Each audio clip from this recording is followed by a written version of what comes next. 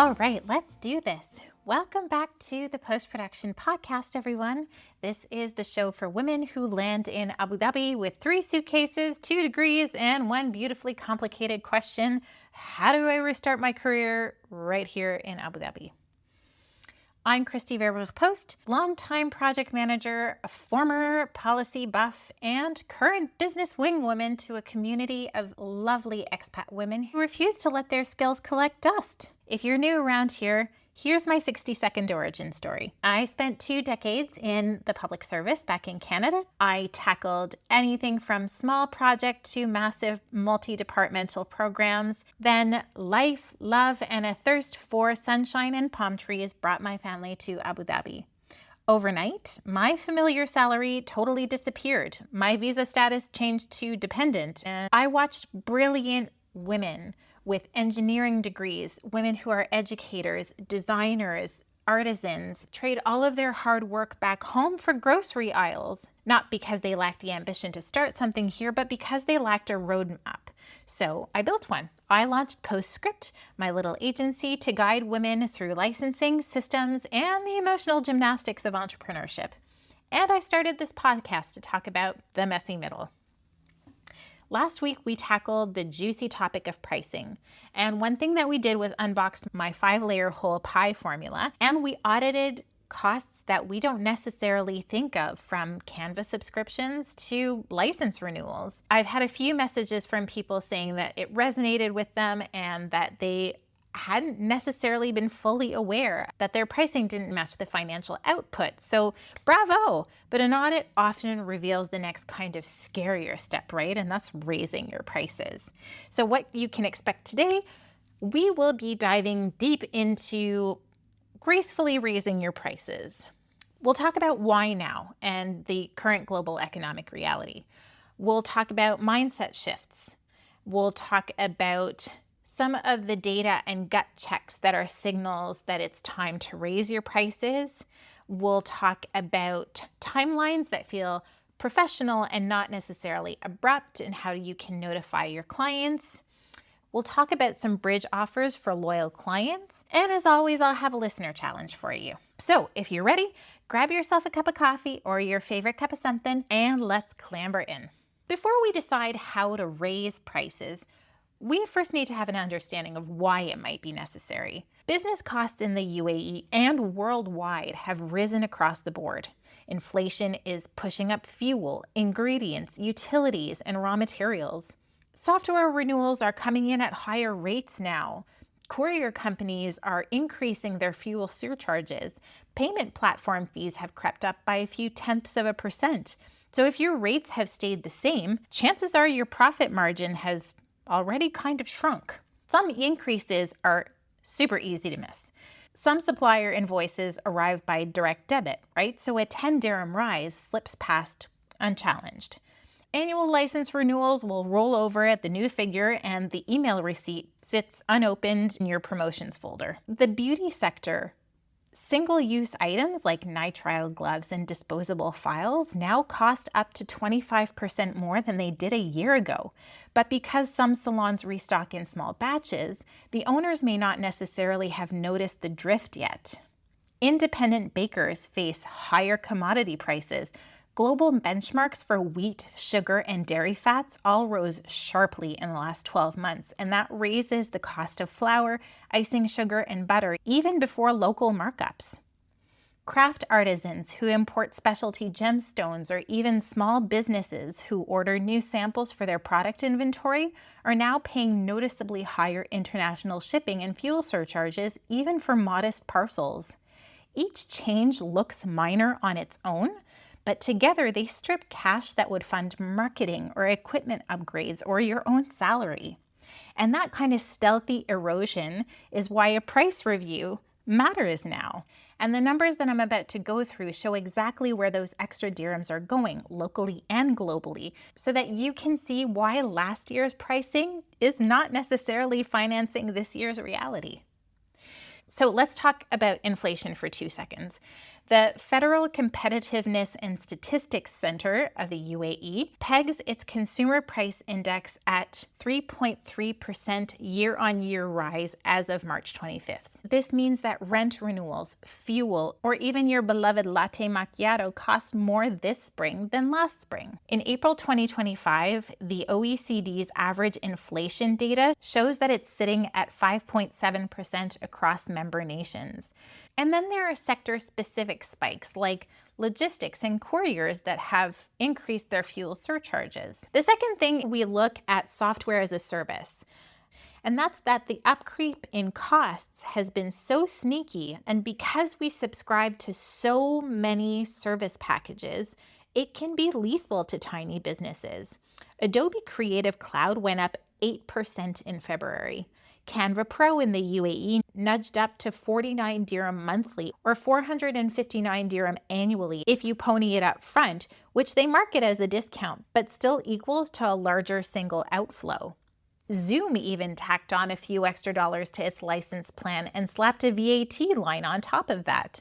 None of these changes make headlines, yet together, they drain a profit like a tiny leak in a swimming pool. And I happen to subscribe to all of those services and more. So I know that my bill has taken a sharp upturn. And then finally, there's the opportunity cost of standing still, which we really don't pay enough attention to. Every dirham that you do not adjust comes out of your professional development, your rainy day buffer, or your ability to buy a laptop that doesn't scream when you open more than 5 Chrome tabs. Undercharging does not make you a generous person. Its slow motion suffocates future excellence. Metaphor time. Imagine your business is a trusty Nissan Patrol. You wouldn't drive into the empty quarter without checking tire pressure and topping up oil, right? Similarly, raising prices is that preventive top-up, and it's decidedly less dramatic than an engine blowout at 45 degrees Celsius.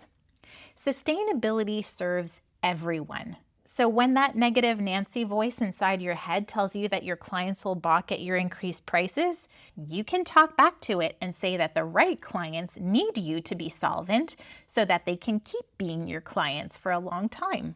Mindset is the hidden line item in every proposal, right?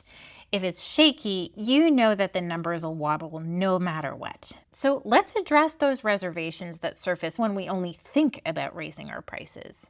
A lot of it stems from childhood conditioning, right? Many of us learned early that asking for more money is risky. Maybe you once mustered up the courage to ask for an allowance bump and mom said money doesn't grow on trees. The lesson here was simple, right? Asking equals rejection. Fast forward 20 years and that childhood script is still echoing in your mind. Another thing is workplace conditioning. After childhood came salaried work. Annual reviews were controlled by HR grids and, budget committees. If the company offered a 3% cost of living raise, you took it gratefully. And any sort of negotiation would have felt rebellious or even disloyal. That environment trains salary brain. But let's talk about the freelance reality. Entrepreneurship flips hierarchy. There's no HR department to adjust for fuel surcharges or wheat futures. Cost spikes land on your desk first. If you keep silent, that drains your profit directly from your pocket. And that's why sometimes we need to retrain our salary brain to our sustainability brain. I set and raise my prices to keep my promises of quality to my clients and to myself. So how do we reframe the ask when it's an operational requirement that you have to communicate? The discipline we need now is building a habit of regular, unsentimental review. Pricing should sit in the same maintenance schedule as your bookkeeping or website backups or your twice-a-year dental clean. We should be marking non-negotiable appointments with ourselves once a quarter or once every 6 months to open our ledgers and pull all of the latest supply invoices and compare them with the rate card that your clients see. There should be no drama or guilt, and it should be a data-driven process only. If the cost line drifts north, the revenue line must follow. And when that date for the appointment with yourself appears on your calendar, I would like for you to treat it like you would either a visa renewal deadline or a license renewal deadline. It should get done because the business requires it to stay healthy. To keep yourself honest, you can anchor the process in 2 questions. The first one is, does this price still fund the level of service that I promise to my clients? And the second is, does it still align with the goals that I have for my own livelihood? If either answer turns negative, the adjustment should be automatic. There should be no bargaining with yourself, right? No spreadsheet gymnastics to see if you can survive a little bit longer on smaller margins. Remember that resilience grows through repetition. Every time you review your costs or update your prices and communicate the change, you reinforce the truth that your business is a living system and it has to breathe in revenue at today's market rate to keep breathing back out excellent work. Practice that cycle often enough and the fear of rejection will become background noise.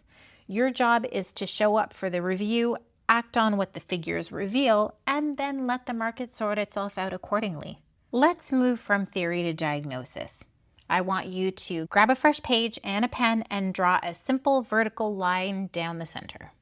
On the left, you'll jot down what I call data flags. These are those hard business numbers that just don't care about how you feel. The invoices will show up in your inbox anyway. And then on the right, you'll record your gut flags. And these are those like sneaky reactions that your body has in relation to how things are going business-wise. My hope is that by the end of this exercise, you should know without question whether a price change belongs on your to-do list. So start with the data side. First, look at your workload. If your calendar has been booked at 80% or more of available hours for the past 3 months, and yet the cash coming in still hasn't inched upwards for ages, something's off. Next, examine your margins. You'll remember that slice for tomorrow buffer that we talked about in the last episode. That's the 20 to 25% that you set aside for sick days and equipment failure and slow summers. If that cushion looks like it's thinned to 10% or less, the warning light is on. Now scan your expenses. Pull all of last year's software renewals, courier bills, and even the monthly fee for that payment platform or bank account that you hardly notice.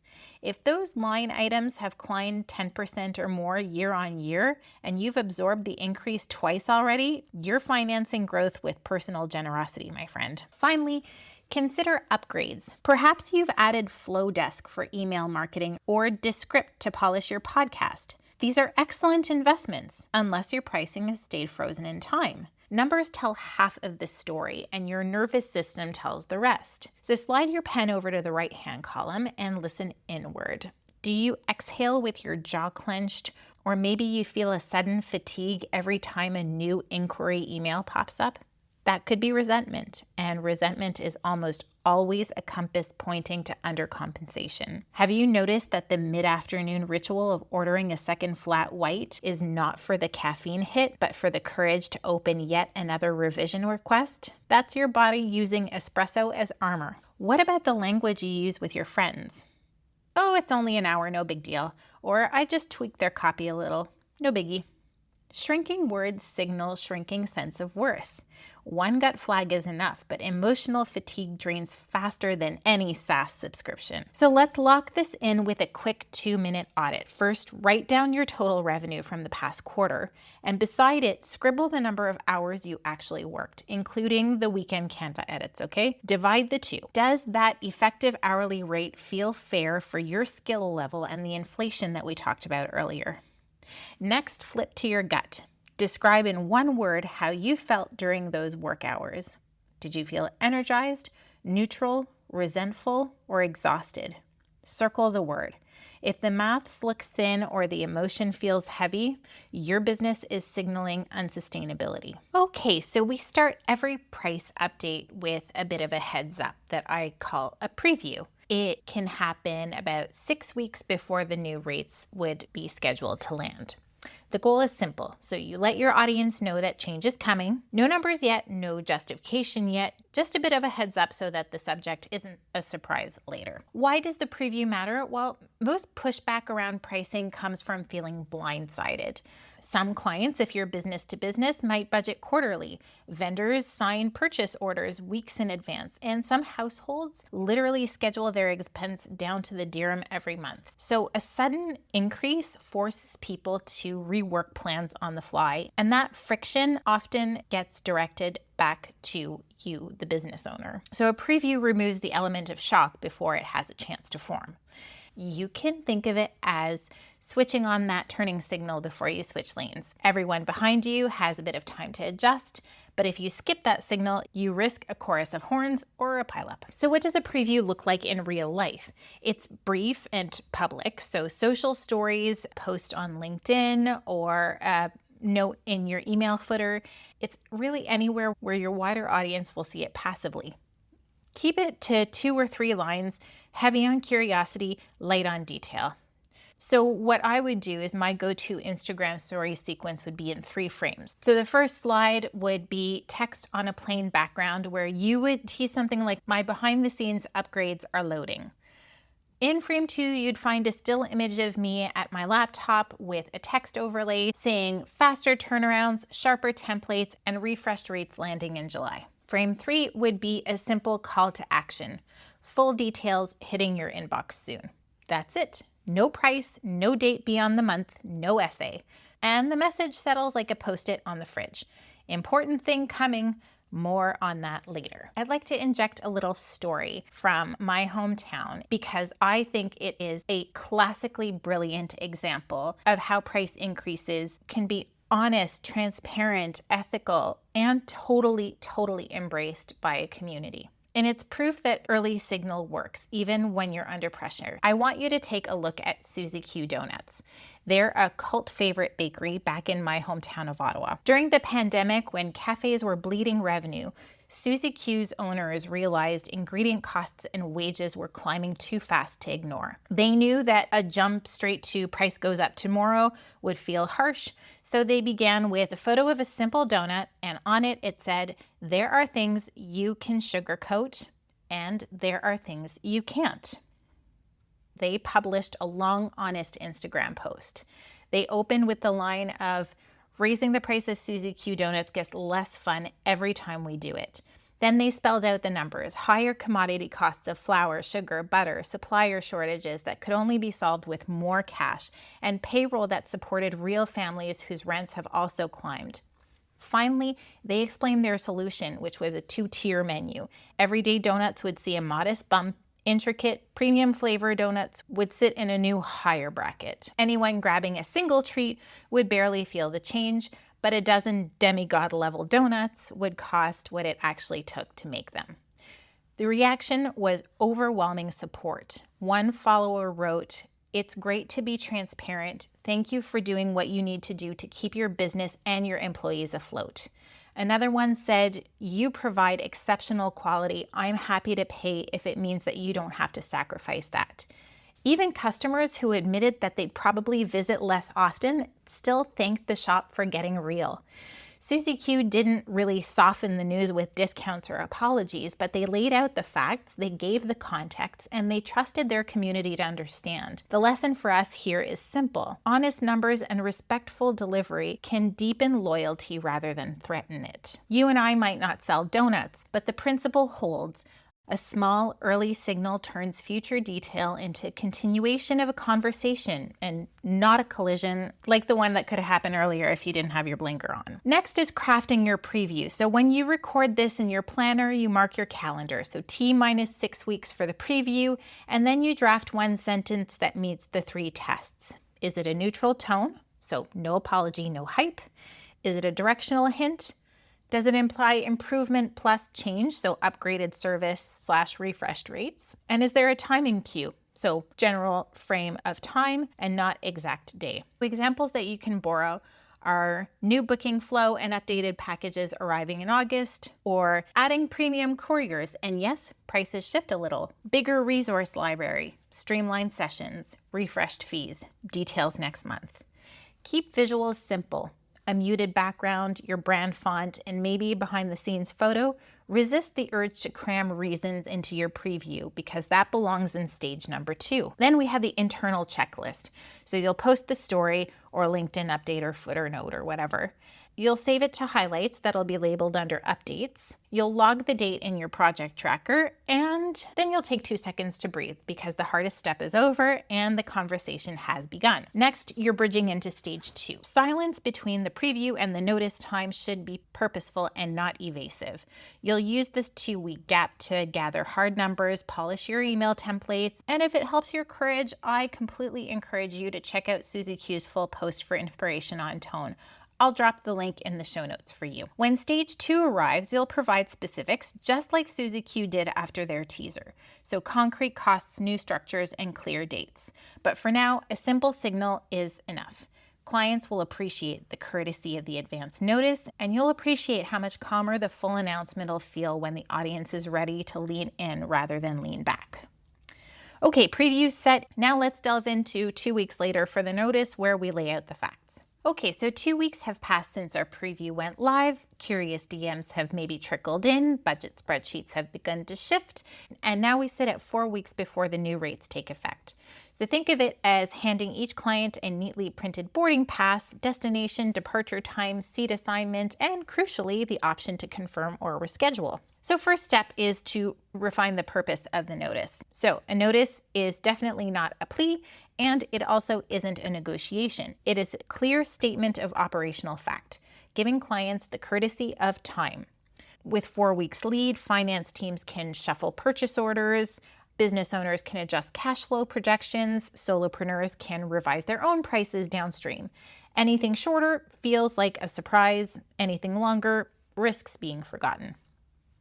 Okay, next is the anatomy of an effective notice.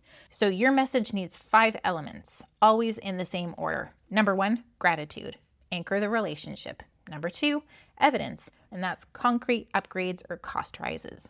Number 3 is the new price and the effective date. 1 plain sentence, no fuss, no muss. Number 4, courtesy options. Do you have a bridge for existing clients, let's say? And number 5 would be your open door policy. And this is the invitation for questions, not debate, questions. My advice to you is to not skip on any one of those elements. So the third step would be crafting your word for word template. You start with a subject line, upcoming rate update / continuing our work in Q3. Hello, dear client name. Working with you on Project X has been an incredible highlight of my year. Seeing Result X unfold reminds me of why Business X exists. Over the past 12 months, I've invested in advanced strategy certification and upgraded SaaS licenses. To keep quality high, my strategy session rates will move from 1,200 dirham to 1,500 dirham on 1 June 2025. Loyalty courtesy. You can book any June slot before May 31st to hold the current rate, or you can pre-purchase a 3-session bundle at today's price, valid through December. Questions are welcome. I value our partnership and appreciate your continued trust. Regards, sign your name, add a Calendly link, and your WhatsApp number. I'd like to just revisit this Susie Q situation and reiterate why transparency wins. So you'll remember that their post landed amid the global pandemic uncertainty when discretionary spending felt extremely shaky to a lot of people. And yet customers responded with support precisely because the owners laid everything out. Their ingredient prices were tied to global indices, their payroll that kept local families afloat, and they had a tiered menu so that casual buyers still had affordable options. That transparency turned a potentially volatile announcement into a rallying point for community loyalty. So your notice serves the same purpose: facts, respect, choice. Next, you'll identify your delivery channels. Email would be the default for your established clients. Voice notes would be perfect for the WhatsApp-centric relationships. And then phone or Zoom for high-value retainer clients. Send them the email first, but then give them the opportunity to walk them through it live. Consistency across all of your channels prevents the "I heard a rumor" effect. This way, everyone is receiving the same information within a 24-hour period. If you're thinking, whoa, this feels formal, good, money is formal.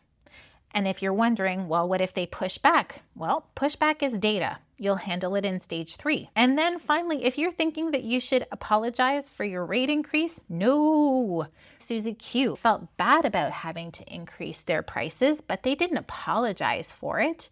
Respect replaces apology when the facts are sound. And if you find yourself adding qualifiers like just or hopefully, take them out. The cleaner the language, the clearer the boundary. Next is an action checklist for your notice week. So, number 1, block 2 uninterrupted hours so that you can deliver those messages personally. Second one is to make sure that you personalize and send every notice email. The third is to log send times in a spreadsheet, and you can follow up with live calls when they're needed. Number 4 is to post a concise matching caption on Instagram or LinkedIn because some of your clients live on social media and not in their inboxes. And finally, archive every reply, positive, neutral, or negative, in a Rate Update 2025 folder for your reference. Once those messages are out, you can step back. You can let your clients process, and don't worry if you're receiving radio silence. It's not neglect, it's just them taking the space that they need to adjust, right?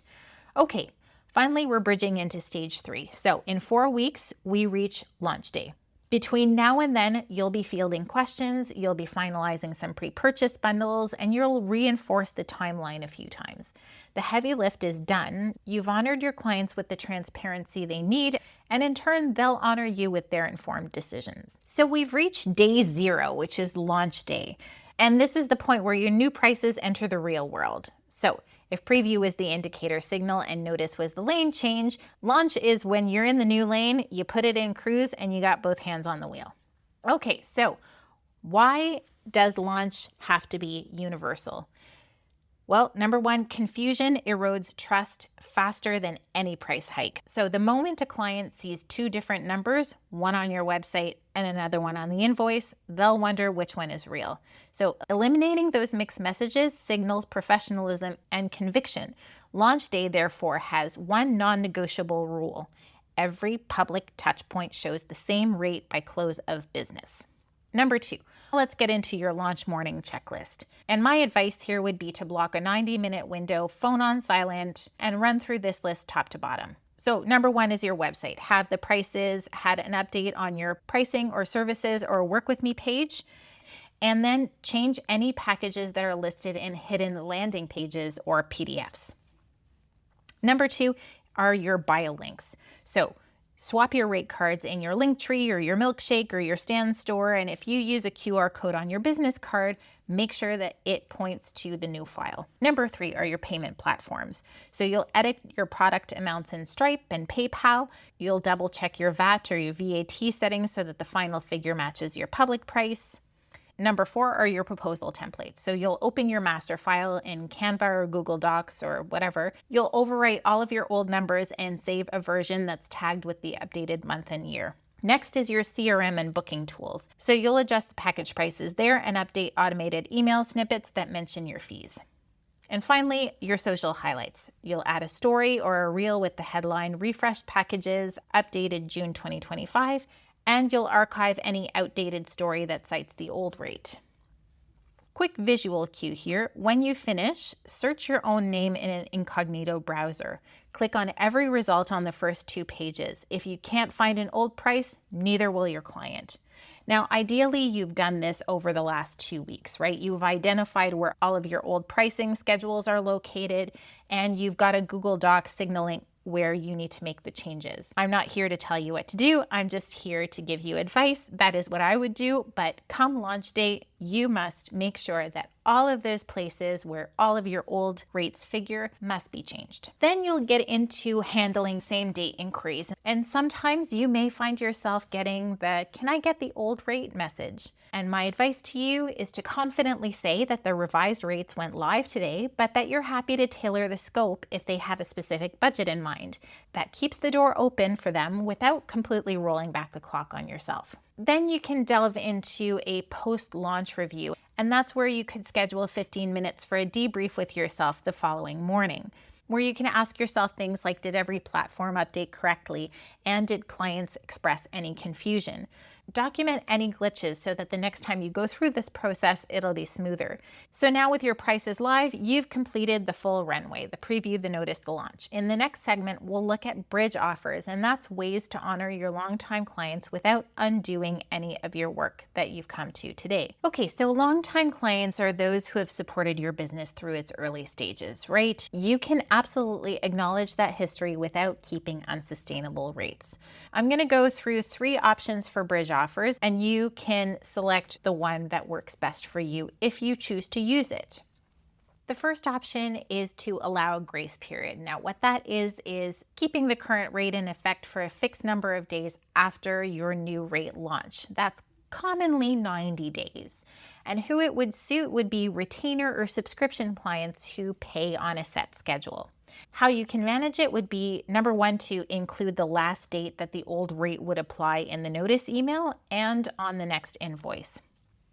Number 2, you can set 3 reminders at 60, 30, and 7 days before the expiry date to reconfirm the change. And number 3 is on the first invoice after the deadline, you can show both the previous fee and the new fee so the transition is clear. The second option is to pre-buy packs. And what that is clients would prepay for a bundle of sessions or units at the current rate. And then the bundle must be used within a defined window. And that could be typically 3 to 6 months. Who that would suit would be project-based or intermittent clients who know that they'll need your services several times a year. How you can manage it is to invoice the full bundle before the launch. You'll record the expiry date on the invoice and in your scheduling system. You'll track redemptions against the bundle balance and then send periodic statements so the clients know how many sessions remain. Finally, after the expiry date, any new work is billed at the updated rate. Finally, you can use a loyalty discount. And what that is a standing percentage of the new rate. So usually 10% for a limited period, often about 12 months. That suits a small number of anchor clients whose long-term revenue or referrals have brought significant value to your business. How you would manage that is to add a line on every invoice stating loyal courtesy minus 10% valid until such and such a date. Then you'd review the discount 1 month before it expires, and then you'll decide to either phase it out, renew it, or convert the client into a tailored retainer. I'd advise avoiding applying this option broadly. Choose one method per client. Mixing discounts and bundles can lead to confusion and also defeats the purpose of your increase to begin with, right? And then communicate the choice in that same email that announces the new rate. A side note here, if you are working under a signed contract that fixes your fees for a defined term, you can't simply impose a higher rate without risking breach. I'd advise you to seek the services of a trusted, qualified legal practitioner in the UAE so that you're not risking anything for yourself or your business. Okay, so now your pricing is live across every platform and your legacy client bridges are in place. Here comes your 30-minute implementation challenge. Okay, so last episode you ran a full price audit, right? And if that audit showed that your current fees still cover the costs and profits, stop here. You have evidence to hold steady. But if the numbers showed a gap, I invite you to move straight into this challenge. The purpose is to turn last week's audit result into a scheduled client notice. So step 1 is you confirm the decision. Does the audit show a shortfall? If yes, continue. If no, revisit in the next quarter. And step 2 is to choose your approach. Are you going to bridge and apply a grace period or a pre-buy pack or loyalty discounts for existing clients? Or are you going to blanket, and that's one new rate for all of your clients? So record your choice in writing and then move on to step 3, which is to draft your notice. Once you're done that, you can take a screenshot of it and tag me on Instagram or send it to me privately, and I will be right behind you cheering you on 100% of the way. Okay, everyone, this has been a long episode, so let's do a quick recap before we log off. We talked about inflation and hidden cost creep that makes price review kind of mandatory, right? Not necessarily optional in today's economic climate. We talked about data flags and gut reflexes. We talked about the preview and notice and launch runway. We talked about using bridge mechanisms for existing clients. That's your grace period, your pre-buy pack, and your loyalty discounts. And I gave you guys a little bit of a challenge. I want to end here by inviting you to something that these days I like to call Camel Circle. If you would like to enjoy the company of other businesswomen who get it, I'd love for you to join our next Camel Circle meeting that is on Wednesday, May 28th from 10 a.m. to 2 p.m. Seats are limited, so please reserve as soon as possible. The registration link will be in the show notes. You can bring just yourself or your script or your laptop or your questions, and we help each other out. Thank you so much for giving me a lot of your attention today. Raising prices, I get it, it's not comfortable, but discomfort is the gateway to sustainability. And sustainable women-led businesses strengthen households, they seed community growth, and they change regional economies. So keep at it, my friends, one messy step at a time. Bye, everyone.